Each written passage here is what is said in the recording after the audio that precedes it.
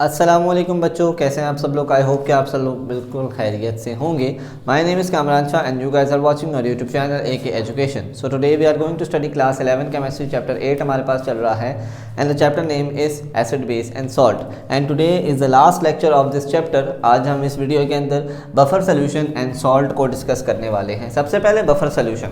अब बफर होता क्या है, याद रखिएगा कि बफ़र एक ऐसा सल्यूशन होता है जो कि pH को चेंज होने से रोकता है। लास्ट वीडियोस के अंदर मैं आपको बता चुका हूँ कि pH क्या होती है। एक स्केल होता है हमारे पास, 7 उसका न्यूट्रल पॉइंट है और जो कि हम नॉर्मल चीज़ें यूज़ करते हैं जैसे पानी है, वाटर है, तो वो न्यूट्रल होता है। 7 से अगर नीचे pH अगर चली जाती है तो वो सोल्यूशन या वो सब्सटेंस हमारे पास एसिडिक हो जाता है और 7 से अगर ऊपर चली जाए तो वो सोल्यूशन हमारे पास क्या हो जाता है, बेसिक हो जाता है। तो जो बफर है ये किसी भी सोल्यूशन की pH को चेंज होने से रोकता है अगर हम स्मॉल अमाउंट में एसिड या बेस को ऐड करें। ठीक है, तो आइए पढ़ते हैं और देखते हैं कि कॉन्सेप्ट हमें क्या कहता है। तो it is necessary to maintain the pH of certain solution in a laboratory और इंडस्ट्रियल प्रोसेस। ये काफ़ी ज़्यादा इंपॉर्टेंट होता है कि हम किसी भी सोल्यूशन की pH को मेंटेन करके रखें, उसको चेंज ना होने दें। लेबोरेटरीज़ के अंदर और इंडस्ट्रियल प्रोसेस के अंदर जो हमें डिफरेंट प्रोडक्ट्स हम लोग बना रहे होते हैं तो उसकी pH को हम जो है कांस्टेंट रखते हैं ताकि वो चेंज ना हो। And this can be achieved by the help of buffer solution. और ये जो pH की चेंज ना होना, pH को कांस्टेंट करके रखना, ये हमारे पास पॉसिबल होता है by the help of buffer solution. और बफर सोल्यूशन क्या है?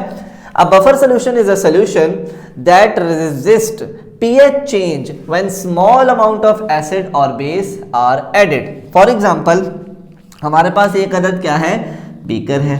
ठीक है, इस बीकर के अंदर मान लो कि एक हमारे पास एक सोल्यूशन पड़ा हुआ है। ठीक है, और इस सोल्यूशन के अंदर हमारे पास क्या मौजूद है, बफर मौजूद है। ठीक है, इसके अंदर क्या मौजूद है, एक बफर सोल्यूशन भी हमने डाल दिया ताकि pH चेंज ना हो सके।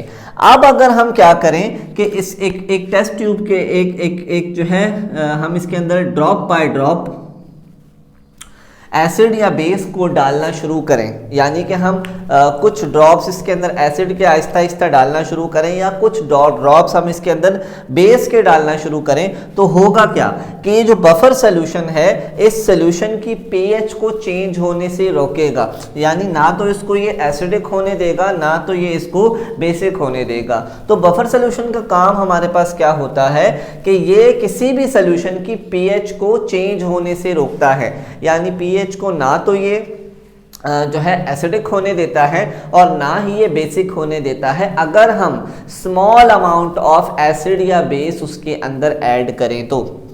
फॉर एग्जाम्पल, हमारा जो ब्लड है, हमारे ब्लड की जो pH है, आई गेस हमारे ब्लड की जो pH होती है वो होती है 7.4। ठीक है, तो ये जो pH है हमारे ब्लड की ये स्लाइटली बेसिक है। ठीक है, अब अगर हमारे ब्लड की pH एसिडिक ज़्यादा हो जाए या बेसिक ज़्यादा हो जाए तो उससे कई ज़्यादा परेशानियां हमें जो है वो हो सकती हैं। इनफैक्ट के हमारा जो अंदर का मेटाबॉलिक फंक्शंस हैं वो भी डिस्टर्ब हो सकते हैं। तो होता ये है कि हमारा जो ब्लड होता है इस ब्लड के अंदर भी बफर सोल्यूशन मौजूद होता है और ये भी pH के चेंज को रेजिस्ट करता है, यानी कि ब्लड की pH को चेंज होने से रोकता है ताकि ब्लड की pH चेंज ना हो सके। ठीक है, तो बफर का काम आप समझ गए कि बफर क्या करता है, pH को चेंज होने से रोकता है किसी भी सोल्यूशन की।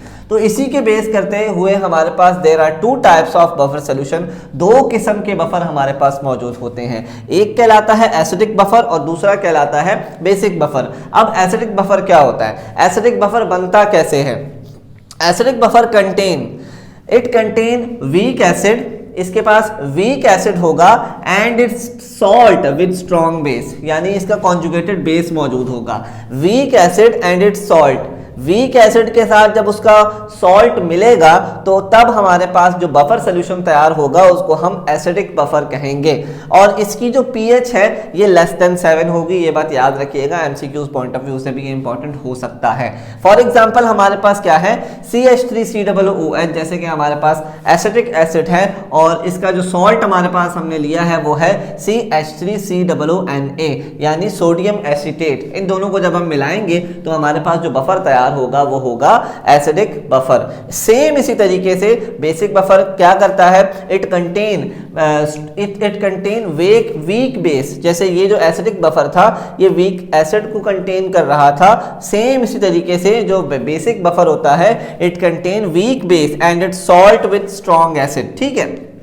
और यानी कि वीक एसिड कॉन्जुगेटेड बेस के साथ जो है रिएक्शन करके इसके सॉल्ट के साथ हमारे पास बेसिक बफर बनाएगा, और इसकी जो पीएच है याद रखिएगा ये हमेशा मोर देन 7 होगी, यानी 7 से ऊपर होगी। जैसे फॉर एग्जांपल हमारे पास यहाँ पर अमोनियम हाइड्रोक्साइड है NH4OH, और इसके साथ हमारे पास इसका सॉल्ट है अमोनियम क्लोराइड NH4Cl। तो जब हम इन दोनों को मिक्स करेंगे तो हमारे पास क्या बनेगा, बेसिक बफर बनेगा। तो ये दो किस्म के बफर होते हैं जो कि किसी भी पीएच की चेंज होने से रोकते हैं, पीएच को चेंज होने नहीं देते। नेक्स्ट टॉपिक है हमारे पास बफर कैपेसिटी।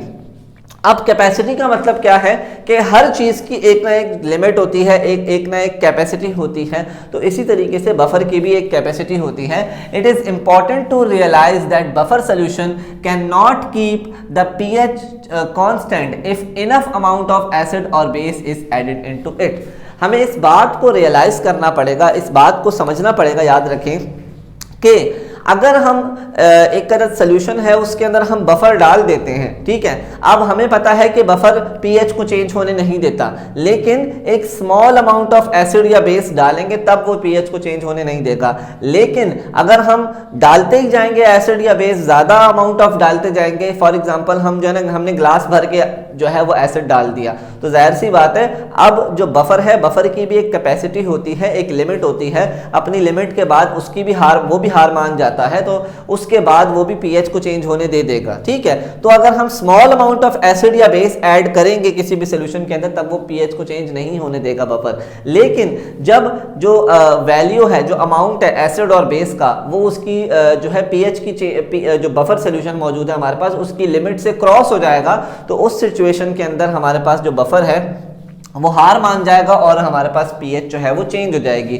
तो बफर की भी एक कैपेसिटी है, एक लिमिट है, ये एक लिमिट तक ही पीएच को रेजिस्ट कर सकता है, पीएच को रोक कर रख सकता है। अगर हम बहुत ही ज्यादा एसिड या बहुत ही ज्यादा बेस डाल देंगे तो तब पीएच चेंज हो जाएगी। स्मॉल अमाउंट में अगर डालेंगे तो कुछ नहीं होगा, लेकिन अगर हम बहुत ज्यादा डाल देंगे तब पीएच जो है वो चेंज हो जाएगी। तो आई होप के बफर सोल्यूशन का टॉपिक आपको समझ आ गया होगा। लास्ट टॉपिक है हमारे पास इस चैप्टर के अंदर, वो है सॉल्ट। क्योंकि हम चैप्टर के अंदर एसिड, बेस और सॉल्ट को भी डिस्कस कर रहे हैं, तो सॉल्ट को भी डिस्कस करना जो है वो लाजमी है। तो सॉल्ट होता क्या है, याद रखिएगा, बहुत सिंपल चीज है। Salt is a substance produce by the reaction of acid and base. जब भी हम एसिड और बेस को आपस में मिक्स करते हैं, रिएक्शन करवाते हैं, तो उसके नतीजे में होती क्या है, न्यूट्रलाइजेशन। ठीक है, और न्यूट्रलाइजेशन के नतीजे में हमारे पास जो चीज बनकर सामने आती है वो होता है सॉल्ट प्लस वाटर। जब भी याद रखिएगा हम एसिड और बेस को मिक्स करते हैं या एसिड और बेस का रिएक्शन करवाते हैं तो उस नतीजे में हमारे पास दो चीजें बनती हैं। एक बनता है हमारे पास सॉल्ट और दूसरा बनता है हमारे पास एसिड, एक बनता है सॉल्ट और दूसरा बनता है हमारे पास वाटर। ठीक है, तो on the basis of these reaction हमारे पास जो है 3 किस्म के सॉल्ट होते हैं। एसिडिक सॉल्ट भी होता है, बेसिक सॉल्ट भी होता है और न्यूट्रल सॉल्ट भी होता है। लेट्स सपोज कि अगर हम स्ट्रॉन्ग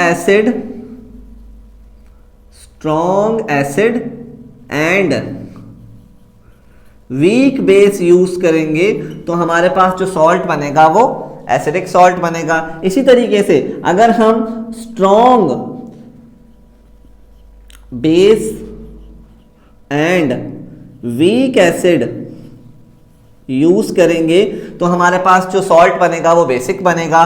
और अगर हम strong acid and strong base use करें, यानी दोनों स्ट्रॉन्ग हो, तो उस नतीजे में हमारे पास जो सॉल्ट बनेगा वो बनेगा न्यूट्रल सॉल्ट। या फिर ये भी कह सकते हैं कि अगर हम दोनों वीक ले लें, weak acid and weak base ले लें तो उस नतीजे में भी हमारे पास जो सॉल्ट है वो क्या बनेगा, न्यूट्रल ही बनेगा। लेट सपोज मैं आपको एक एग्जांपल के तौर पर बता देता हूं, जैसे फॉर एग्जांपल हमारे पास एक अदद HCl मौजूद है, साथ हमारे पास NaOH मौजूद है, ठीक है। ये दोनों स्ट्रॉन्ग है, एक स्ट्रॉन्ग एसिड है, एक स्ट्रॉन्ग बेस है। तो याद रखिएगा कि डबल डिस्प्लेसमेंट रिएक्शन होगा, ये प्लस में ये नेगेटिव में टूट जाएगा, ये भी ब्रेक होगा, ये पॉजिटिव और ये नेगेटिव में ब्रेक हो जाएगा। अब डबल डिस्प्लेसमेंट रिएक्शन होगा, ये NaCl से मिलेगा, क्या बन जाएगा NaCl, और ये वाटर जो HOH से मिलकर क्या बना देगा, H2O बना देगा। यानी कि आप देख सकते हैं कि स्ट्रॉन्ग एसिड और स्ट्रॉन्ग बेस के मिलने से हमारे पास जो सॉल्ट बनकर सामने आया है वो है सोडियम क्लोराइड, ठीक है। और सोडियम क्लोराइड को हम घरों के अंदर इस्तेमाल कर रहे होते हैं, नॉर्मल यूज के लिए इस्तेमाल कर रहे होते हैं, तो हमें पता है कि ये क्या है, न्यूट्रल सॉल्ट है। और साथ में हमारे पास क्या बना, वाटर का जो है वो फॉर्मेशन हुई। तो इसी तरीके से न्यूट्रलाइजेशन करके आप डिफरेंट जो है सॉल्ट की फॉर्मेशन कर सकते हैं। तो यहीं तक का था ये चैप्टर। आई होप कि चैप्टर आपको अच्छे तरीके से समझ आया होगा। अगर इस टॉपिक से रिलेटेड कोई अगर आपको क्यूरी है, कोई भी क्वेश्चन है, तो लाजमी आप हमसे कमेंट सेक्शन के अंदर पूछ सकते हैं। तब तक के लिए अपना बहुत सारा ख्याल रखिएगा, दुआओं में याद रखिएगा। अल्लाह हाफिज।